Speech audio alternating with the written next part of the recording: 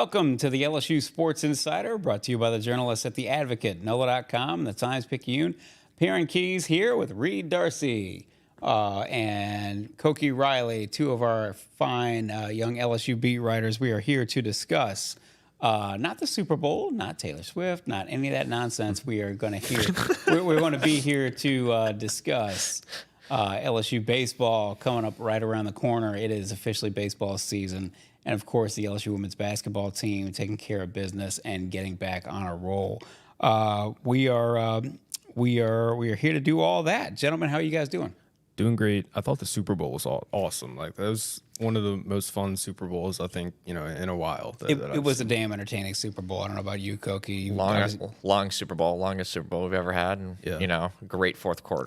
Is that right? Was it really the longest Super Bowl? Yeah, I think so. Okay. Because the Pats Super Bowl was one drive and out, right? That's true. They took both drives and they went through the whole period. So 50-minute overtime. We got entertained, and I now aspire to be able to dress up like Ben Affleck and humiliate anybody who loves me.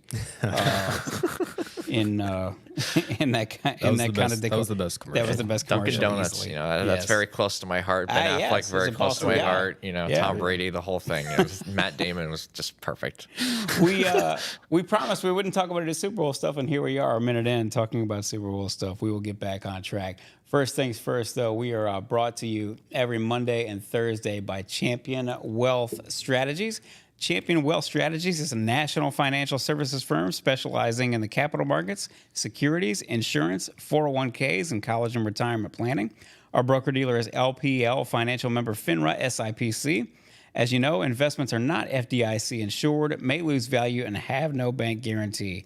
To learn more, go to championwealthstrategies.com and plan like a champion today. We are here every Monday and Thursday on all our social channels. Specifically our YouTube channel, LSU Tigers on NOLA.com. We're there live every Monday and Thursday. If you don't catch us there, though, on Monday and Thursday live, you can catch us after the fact anytime on those same channels. We are on Apple Podcast, Spotify, wherever other finer podcasts are found. Please subscribe to The Advocate. Obviously, we've got a lot going on. Before long here, we will have every sport under the sun at LSU going on, if you count spring football. But right now we've got LSU men's basketball, women's basketball, softball is already underway, gymnastics, and of course baseball here coming down the line. To keep up with everything, first of all, subscribe to The Advocate. You go to theadvocate.com/subscribe. And then also sign up for our newsletter. You get everything delivered to your inbox, to your desktop, to your phone.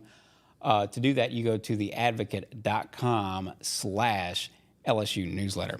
Okay, so gentlemen, we are, first things first, baseball. Sort of unofficially here in Louisiana, whenever the Super Bowl ends, everybody sort of shifts their attention toward baseball. As they should. Seamhead that you are, Koki, you would feel that way. No offense to Reed, who's covering the LSU women, and they will have their day in the sun, obviously, if they've not already. But LSU baseball is going to start up on Friday. It's VMI versus LSU at 2 p.m. Friday, almost like a regional, where they start in the early afternoon on Friday. It'll be in Alex Box Stadium on SEC Network Plus. And so that's where we start. Koki, obviously, they're coming off a national championship. They're going to try to do one of the hardest things there is to do, which is to repeat. And D1 baseball has them ranked number 4 behind Wake Forest, Florida, and Arkansas. First things first, does that feel about right? And, of course, we know that these things are going to change all the way throughout the season. Yeah, I think they have enough question marks with the lineup, not in terms of talent, but just in terms of like proven production to say that they're not a slam dunk number 1 team. I think if you put them anywhere in the top 5, that would make sense to me, just given that this team has too much talent not to put them in the top 5 and too much pitching depth. But at the same time, they're not the slam dunk number 1 like they were quite last season when they had so much returning offensive firepower when you have guys like Dylan Cruz and even like the likes of Gavin Dugas and Trey Morgan and whatnot. So, I think that's about right. The lineup, we will get to the lineup on Thursday's podcast, but I thought we would take a good bit today to discuss the pitching staff. The pitching staff is going to be It's going to be different this year. Obviously, no Paul Skeens. And in all likelihood, we all know, first things first, we all know from having watched, college baseball now forever that, and really for that matter, if you want to talk about any kind of baseball team, the lineup, the pitching rotation, all that stuff is not going to look the same at the end of the season as it is at the start of the season. But for now, you think that there is a pretty, well, as close to set in stone as it can be for a weekend rotation, starting with Thatcher Hurd, which is a name, of course, that LSU baseball fans are already familiar with. Yes, yeah. With Thatcher, I saw him throw a little bit on, what was it, Friday. He actually did struggle a little bit with his command and some of the issues that he had last season. I think he hit like 3 batters and 3 or 4 innings. It was a little rocky for him, but at the same time, we know his ability, right? Mm-hmm. And he has the talent to easily be a first-round pick and be one of the best pitchers in the SEC this season. It's just it's a matter of finding that consistency, especially when it comes to locating his stuff. Because guy has a mid-90s fastball that can run up to 98. He has fantastic breaking stuff. That slider became a great weapon for him last season. So, yeah, I feel like he definitely has the potential to have a huge year this year. And Jay Johnson has always been super high on him. So yeah. So Thatcher, he obviously came up big in the Tigers national championship run last summer. And there are plenty of pitchers on staff who also made significant contributions to that championship run. But the Saturday guy, the number 2 guy right at this moment is right-hander Luke Holman, transfer from Alabama. Tell us about him. Yeah, with Holman, he's got a really big curveball. Doesn't really light up the radar gun as much. He's more like 91 than 93, but he knows how to pitch. And I know that's like a really overused cliche when it comes to starting pitching, but there's just a stability with him and a consistency of what he's doing and where the ball's going, that you just have. I have the most confidence in him in terms of sticking in the rotation for the entire season, and I'd be surprised if he's not one of the at least 5-ish best starting pitchers in the SEC this season. Interesting. And yeah, he's really solid. He's a really solid pitcher. And even though he doesn't quite have like the explosive potential that someone like Hurd does, his stuff isn't quite as sharp. Even though that curveball is a very dangerous weapon for him. And you can kind of see that in the velocity. And I don't think he's going to be necessarily like a top 5 pick or anything, but he's solid. You know what you're getting out of him. When you say he knows how to pitch, I mean, I think I know where you're going with that, but expound on that a little bit if you would. I'd say a lot of that has to do with just a real consistency with location and knowing where the ball is going and understanding your strengths as a pitcher. He like that. I keep on mentioning the curveball, but he does a really good job of leaning on that pitch as a secondary offering. He just has. It seems like he has a pretty good feel for all of his pitches, and I think that accuracy and that has that kind of, I guess, use another cliche term, that pinpoint location is there's just a stability there that's kind of hard to find, especially in the college game,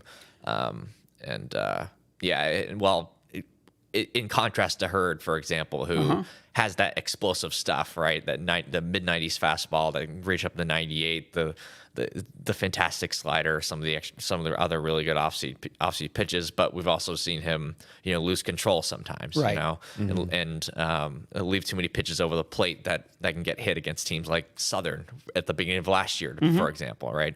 You're probably not going to get that with Holman too much this year. So there's a stability that he brings to the rotation that's definitely valuable. Do you see, just one quick question, do you see Jay Johnson sort of like fiddling with the rotation a little bit and maybe at some points in the season, putting Holman on Friday night or Thatcher Hurd on Saturday and kind of moving them around and experimenting and see what works and sort of maybe finding the right matchup for the right pitcher based on the rotation? Yeah, I'm glad you mentioned the matchups because I think that might depend a little bit on who pitches Friday and who pitches Saturday. Like, I wouldn't be shocked if Luke Holman starts on opening day. Like, that wouldn't surprise me at all.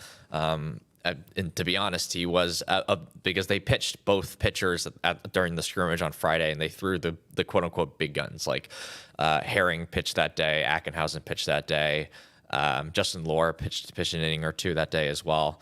And they played, I think it was Saturday, Sunday. I think they might play tonight too. But anyway, so yeah, like I kind of see them, as you said, sort of mixing and matching depending on who they're going up against. But if it's not Hurt or Holman, I think it's going to be the Friday starter. I'd be really surprised if it was anybody else. So the third person in the rotation, at least as LSU is sort of coming into the season, is a left-hander named Gage Jump, who transferred in. He followed Thatcher Hurd a year later, but he followed Thatcher Hurd in terms of having transferred from UCLA. Left-hander who's took a year and a half, if I'm not mistaken, to come back from Tommy John. Yep. Is that right? So just tell us a little bit about him and why he is at the moment looking like somebody who's going to be in the weekend rotation. Yeah, they're very high on his 4-pitch mix. I believe it was a fastball, curveball, slider, changeup, and at least they say he has really good feel for all 4 pitches. I haven't had a chance to see him pitch in the scrimmages. He hasn't pitched a ton in the scrimmages, but yeah, and Jay Johnson has been recruiting him, has known him, and has been recruiting him hard since he was coming out of high school in California. And I mean, back when Jay was at Arizona. So they kind of had that familiarity there. And he also knew his brother, Hunter Jump, who played at Arizona State and then later played at Kentucky. And and Hunter's experience in Kentucky sort of convinced Gage to make the jump to the SEC. Yeah, I think he's kind of a wild card because, again, he hasn't pitched in a year and a half. But when he did pitch as a freshman, he was pretty impressive in the Pac-12, pretty decent baseball conference. So, yeah, he has the potential to be like to create a real 3-headed monster for LSU in the rotation. But they also aren't leaning on him to the point where they have to have him perform this season, right? Like if he struggles this year a little bit coming back from Tommy John and things don't go right immediately, they have plenty of options behind him, like Griffin Herring and Nate Ackenhausen, two guys who have started College World Series games basically. That's right. Herring didn't actually start, but he might as well have. He might as well have. Yeah, it was like 4 or 5 inning relief appearance. So yeah, when you have those sort of options behind Jump, like they're in a really good spot with the rotation. This appears, and again, throughout the course of the season, as we've always seen, this appears to be a very, very deep pitching staff, one with a lot of options, and one that's very versatile. If I'm not mistaken, check me on this, Koki, because you're gonna remember this better. If I'm not mistaken, they got 7 left-handers. Is that right? They have 10, including Jake Brown. Gee whiz, that is a ton. I mean, I remember just not even 4 or 5 years ago, LSU went into the season with 1 left-hander, and he wound up, being injured, basically missing the entire year. I know Jay Johnson spoke on that. Yeah. Let's start with that about the importance of having a good full set of options from the left side. It's about the matchups, right? I mean, You can mix and match, not just putting lefties on lefties, but if they're going up against a left-handed hitter who has trouble against velocity, they can go to Cam Johnson. If they're going up against a left-handed hitter who might be susceptible to hitting the ball on the ground and not hitting the ball very hard, then Justin Lohr could be an option there because Justin Lohr is more of a bottom of the strike zone sort of guy.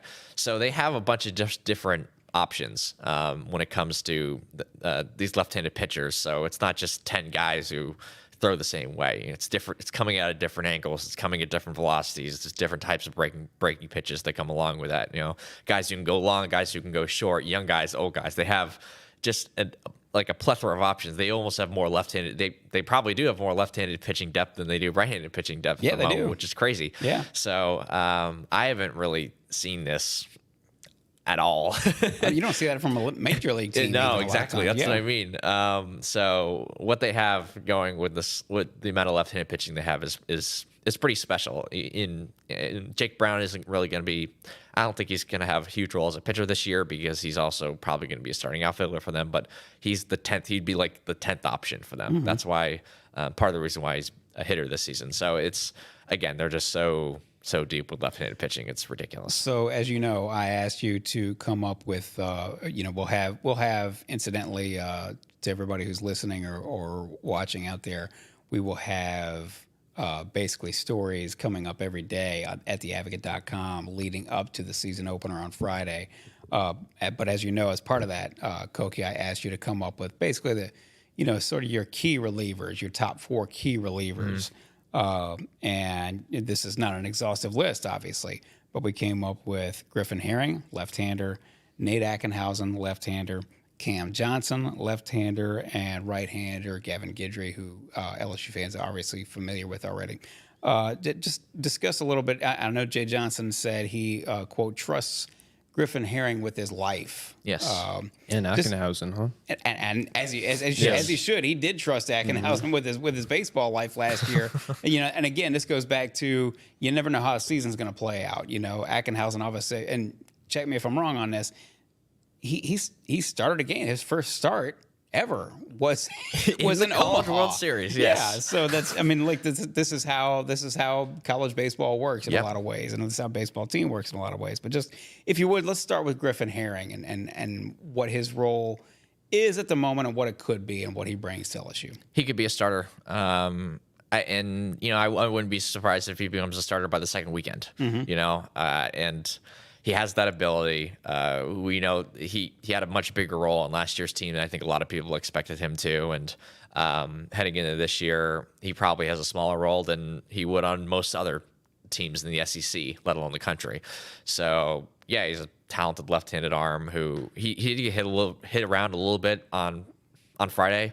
But at the same time, there's just that history and that trust with him, and just that development piece that, he was just a freshman last year, right? Yeah. So he's actually draft eligible this year. That like most of the sophomores they have on this team were draft eligible.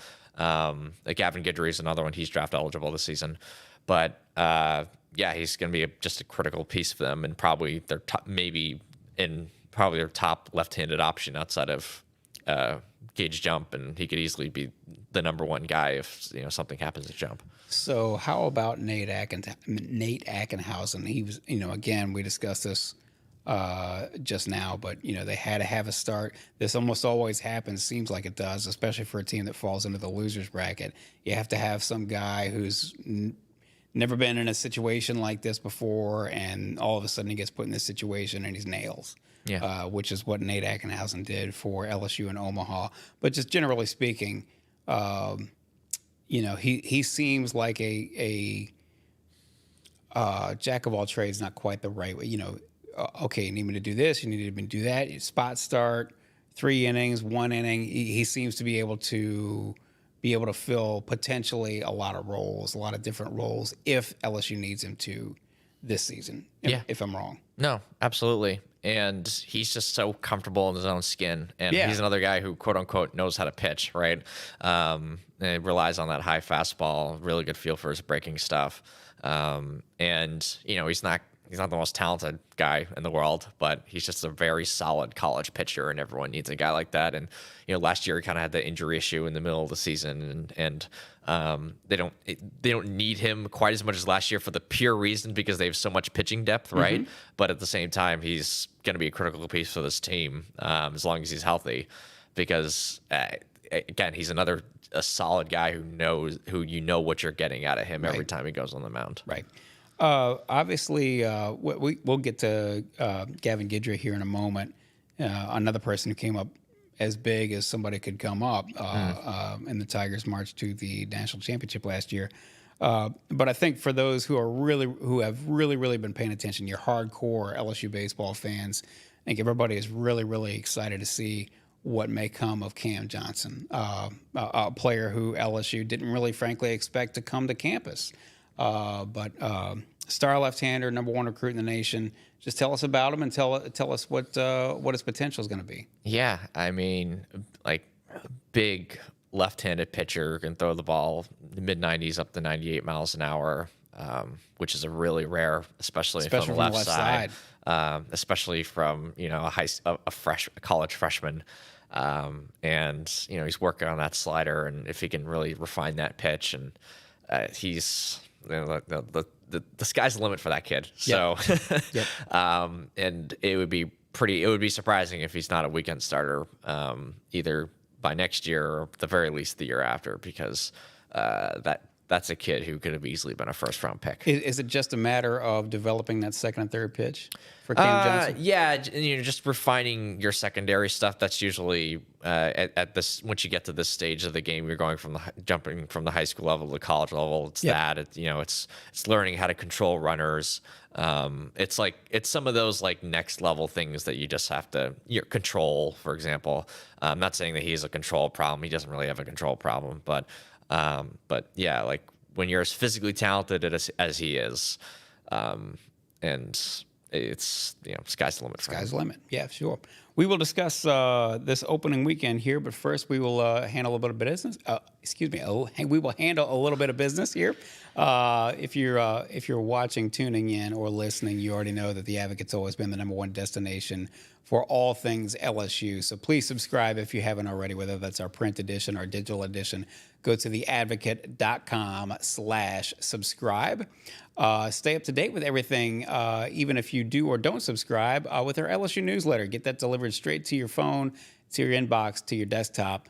Everything's going on under the sun, including football, if you count signing day and spring practice coming down the line. So every sport is going on right now. It's a lot to keep up with. And stay up to date with our LSU newsletter. To do that, you sign up at theadvocate.com/LSU newsletter. We are here every Monday and Thursday live on all our social channels, specifically our our YouTube channel, LSU Tigers on NOLA.com. We are there live. If you don't catch us live, you can catch us after the fact on that same channel. And of course, we are here on Apple, Spotify, wherever other finer podcasts are found. And as always, on Monday and Thursday, we are brought to you by Champion Wealth Strategies. To learn more, go to Champion Wealth Strategies and championwealthstrategies.com and plan like a champion today. This is a fairly typical opening weekend. LSU doesn't typically open. They're going to go to Houston and play Texas and UL Lafayette and some sort of heavyweights like that, and before they get into conference. But typically they open with a quote unquote a couple of easier opponents. They're going to play VMI on Friday and Sunday. They're going to play Central Arkansas on Saturday and Monday. What do you expect to see out of this opening weekend? What do you want to see if you're an LSU baseball fan? You want to see what does the offense look like? Mm-hmm. How are they? Because they've been during the fall. I think it was Jay Johnson or someone said this, but they were pretty dominated by the pitching in the fall. It's evened out ever since then a little bit, but offensively they've had some troubles against this pitching. Well, part of it's because it's LSU's pitching staff, right? So there's kind of a give and take there a little bit, but at the same time, you want to see, how good are the at bats that they're taking? How hard are they hitting the ball when they're hitting it? Because this with Jay Johnson, their strategy has always sort of been walks and extra base hits, right? And they don't have quite as much power as they had last year, and they're probably not going to be quite as disciplined at the plate as they were last year, and that's mostly because they don't have as much proven veteran experience in the lineup. I mean, guys like Evan Dugas, guys like Dylan Cruz was the master at working the count and swinging at his pitch, right? And they are not going to have that as much this year because lineups mostly guys like sophomores and transfer like Michael Braswell, like those are sort of the guys that you're sort of leaning on now. So and a guy like Tommy White, who is a little bit more aggressive than maybe he should be at times, as good as he is, right? So I'm kind of interested to look at how many walks are they getting, how many counts are they working, like pitch selection. Yeah, pitch selection is going to be an interesting thing to sort of monitor throughout the season, and I kind of want to see where they're at to start the year. So.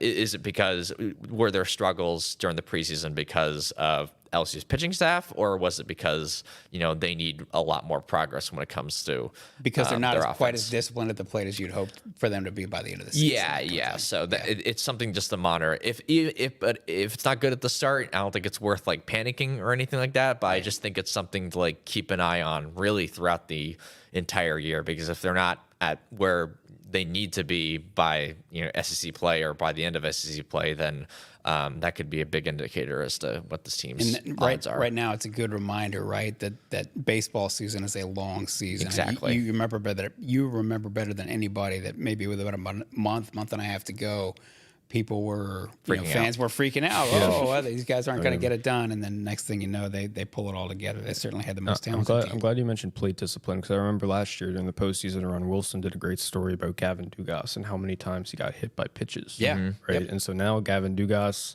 some of those veteran guys at the top of the order are gone. Those guys are really good at getting hit by pitches. If you remember last year, they got hit so many times. Like, it just got on base. They walked so many times. So how do you replicate that? How do you find guys who can do that, who can get on base as often as guys like Dylan Cruz and Dugas did? What will the top of the order look like, and then will they get on base as often as those guys? Probably not, but can they get close? And, And if they're more disciplined at the plate, that means they're probably taking more pitches. Taking more pitches means you're draining a little bit more life out of the starting pitcher. You're getting into the bullpen. And if we're talking about just the regular season, as we know, for years and years and years, you get into an SEC bullpen on Sunday afternoon. That's probably a beneficial thing for you. Exactly. You get toward the end of that bullpen, you might be able to tee off and make some hay. And you're just being more selective at what pitches you swing at. And if you're swinging at the pitches you want to swing at, you're probably hitting them harder and you're probably hitting them further. And that was sort of the recipe. That was the philosophical recipe to their success last season. And I'm kind of curious to see, can that translate this year when you're relying more on guys like Paxton Kling? And right. I think they're going to get that in someone like Mac Bingham, for example. Like Mac Bingham, from with the scrimmages I've been able to see, like he's been really, really solid. You know what you're going to get out of him. He's kind of like the Gavin Dugas replacement in my eyes, at least. We will get into more detail on the LSU lineup and position players on Thursday. On Thursday's podcast, obviously that will be a day before opening day, and so we will go up and down the order and up and down the bench as we should. But we're going to turn focus now to the LSU women's basketball team, which has won its third straight game. They frankly struggled in the first half against Alabama on Sunday at the PMAC, and then boy did they turn it on in the third quarter. Outscored Alabama 30-9. They are now, as I said, they have now won 3 in a row. Reed, just give us your 2 cents, your sort of 30,000-foot view on where this team is right now. Well, Kim Mulkey did something very interesting yesterday. She started the second half with Last-Tear Poa in the starting lineup in place of Haley Van Lith. And she went to a press. We haven't seen them press really at all during the SEC slate. They broke it out a few times during non-conference games, but we haven't really seen it since then. And that was really what flipped the switch for them. That was really what ignited them. I think in the first half yesterday, the first half was rough because they gave up so many open threes. They were not sharp defensively. They were out of position. They were miscommunicating. And Alabama did a great job exploiting that, finding open threes and hitting those threes. And that's why they got a 10-point lead at halftime. And so the counter that Mulkey and her staff sort of put out there, they put Poa out there because they needed her for the press. They needed her and her defensive strengths out there at the point of attack in the press, because she's so good at moving her feet side to side, laterally. She's a much better point of attack defender than Haley Van Lith is. So they put her in there, and she really gave them a spark. She played the best game of her career, I'd say. She played 30 minutes, which is by far a career high. Yep. And she really was the straw that stirred the drink throughout the whole second half. She was really active on the defensive end. She got out in transition. She made great passes in transition, really just made a lot of great plays. And when you combine that with what Angel Reese did, Angel Reese was phenomenal. They really turned it around, and it was an important win for them because, you can't lose those types of games at this point in the regular season. You have to win these types of games if you want to if you want to start your tournament at home. So I think it was important that they turned it around. As you mentioned, 30-plus minutes, 11 points, 4 assists, offensively speaking, for Last-Tear Poa. She has averaged, Sunday skewed it a little bit, but she has averaged 25 minutes or thereabouts in the past 3 games. Yep. This was coming just at a time when we were saying, hey, look, they've got to do something to find that, this is a short roster now with the injury to Samaya Smith, the absence, departure of Kateri Poole, and so they need more. They need to be able to find a place to gain more depth. And Last-Tear Poa obviously is an experienced player, and she's her contributions. Tell me if I'm wrong, Reed, but her contributions are coming right on time. Exactly. Yeah, you need this. You need this now, because they don't really have much margin for error, as we've discussed. You lose a couple more games, you risk not hosting the first 2 rounds of the tournament, so that's big. And we talked about this a couple podcasts ago. When she plays well, she kills 2 birds with 1 stone. Mm-hmm. She allows Haley Van Lith to move off the ball where she's more comfortable, where she's more natural. So it allows her to bring out a better version of Haley Van Lith. And when she plays more, that means that some of the LSU starters don't have to play as many minutes. And they're fresher down the stretch. They're fresher in the second half in case they get into a close game. I think Rab had a great column last week on the advocate.com about how, Last-Tear Poa, she might be the key to unlocking the best version of this team, just because when she's playing well, she solves both of those problems for LSU. And she was great. She was huge. I really like watching her play defense. She moves her feet really well, and I think that's something that really LSU needs: the defensive end and the table setting ability on the offensive end. Stands to reason that we may be seeing more minutes from her. Not only out of necessity, but because she has played so well in the past few games. Yeah, and fans are going to fixate on the starting lineup, and it'll be a question to see if she starts the next game. They don't play again until next Monday. I wouldn't be totally shocked if she starts the next game, given how much Kim Mulkey values her defense. But what really matters is when you look at the box score, how many minutes they played. That's total. right. It's not about who starts. It's about who finishes first, and it's about who plays the most minutes and how they distribute the minutes. So, Haley Van Lith, she's going to play a ton of minutes regardless of whether she starts or not. It's just, it's not a huge deal if she comes off the bench. She's going to be playing 25, 30 minutes every given night. So it'll be interesting to see if the rotations change a little bit. But I wouldn't take too much stock into if Kim Mulkey decides to make a change to the starting lineup. You mentioned very briefly Angel Reese. Ho-hum. Yeah, 27 points, 19 rebounds against Alabama. It's crazy Alabama. how we just expect this from her now. 27, 19, and 6 to I think a couple blocks and a steal. Like she was unbelievable, and we sort of went unnoticed because we just expect that from her. That's her. She's gotten 15 plus rebounds consistently the last few games.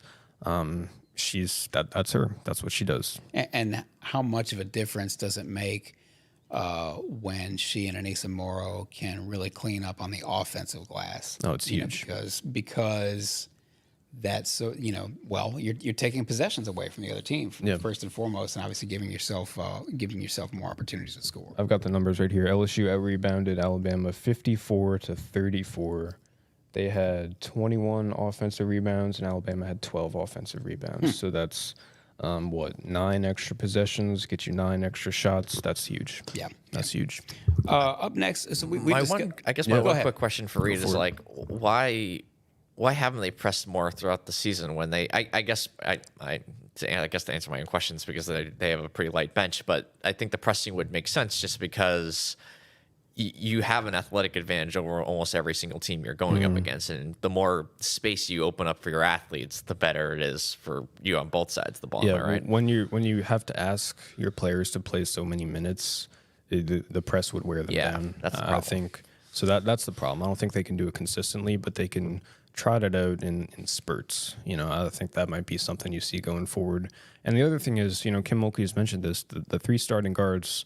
Haley Van Lith, Flau'jae Johnson, Michaela Williams. She said their guards aren't really, the word she's been using is fleet of foot. Our guards aren't really fleet of foot, which means they can't move their feet really well. They're susceptible to get beat off dribble penetration, which is something that happened a lot during the first half of the Alabama game. So if they start pressing, then you're susceptible to, the them blow opposing by you. guards blowing right by you and dribbling right by you, and then they get in transition, they get, they get numbers advantages, and then they get easy buckets. So I think it makes sense why LSU hasn't used it too much, but it's something that they can, dabble with a little bit in the next few games. It's interesting that you said that about Flage, because I think Flage Flage is a really good defender. Well. Yeah, Flage is a really good defender. I think Poa is probably their best defender in the backcourt. But when she says fleet of foot, I think she was more referring to Haley Van Lith and Michaela Williams. Okay, yeah. I think. So, as we mentioned many times already on this podcast, this is a sort of a weird year in the SEC. You have LSU and South Carolina toward the top of the NET rankings, and that's about it. LSU plays at Texas A&M next, followed by Auburn at home. Auburn, of course, surprised them on the road about a couple of weeks ago, and then Tennessee, and they go to Tennessee. Texas A&M an NET rating of 30, Auburn 56, Tennessee 49. What do you expect out of these next three games? I expect LSU to win. I think against Auburn, it'll be at home, and they'll be really motivated to give it right back to them. A&M can scare them. A&M's got a really good defense, one of the best defenses in the country, but their offense isn't quite as prolific as their defense, and LSU's got such a good offense that they can probably outscore them, even if their defense is playing well. So when you look at the schedule, the one you circle is Tennessee. Of course, just because the Lady Vols are the Lady Vols, but they're not. I had higher hopes for them. They had a couple injuries. They played a really difficult schedule, but they've lost a couple games here recently. They're not the Tennessee that they usually are. Yes. They're dangerous, and it's going to be really difficult for LSU to beat them on the road, especially. But LSU is better than all the teams they got.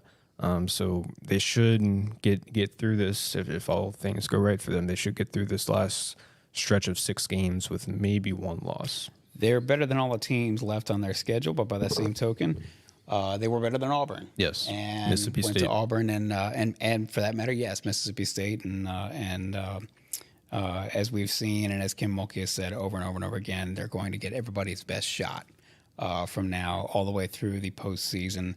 They right now look like they're going to be a number 3 seed, which of course would have them hosting the first weekend, which is in my mind the most important thing because again, I know we've discussed this at least a little bit on previous podcasts. If you're a number 3 seed or anywhere really in the top 4, you'll probably make it through the first weekend, and then a team like LSU, there's a real distinct chance that on the second weekend they wind up facing the number 1 seed in whichever bracket they're in, and it might be a pick'em game. Right. Talent for talent, they might be as talented as the number 1 seed, whichever number 1 seed they're going to go up against in the NCAA tournament. So it's going to be an interesting month and a half here as we go down the road. We will be here for all of it, of course. We will be here for the start of baseball season. We all know that in this town and in this state, once the Super Bowl wraps up, that signifies for so many that it's time to turn to baseball. So we will be here for all of it. Of course, the Advocate's always been the number 1 destination for LSU baseball coverage. You all know that. So please subscribe. Subscribe to the Advocate. To do that, you go to theadvocate.com/subscribe. To stay up with everything LSU related, you can sign up for our newsletter. That's at theadvocate.com/LSU newsletter. We are here every Monday and Thursday with the LSU Sports Insider. You can catch us on all our social channels, specifically the YouTube channel, LSU Tigers on NOLA.com. Subscribe to that YouTube channel if you would. If you don't catch us live, you can catch us after the fact on that same channel. And, of course, we are on Apple Podcasts, Spotify, wherever other finer podcasts are found. And, of course, we are brought to you every Monday and Thursday by Champion Wealth Strategies. Please go to championwealthstrategies.com and find out more and plan like a champion today. For these 2 fine gentlemen right here, Koki Riley and Reed Darcey, and for Robert Young behind the glass, my name is Perryn Keys. This has been the LSU Sports Insider.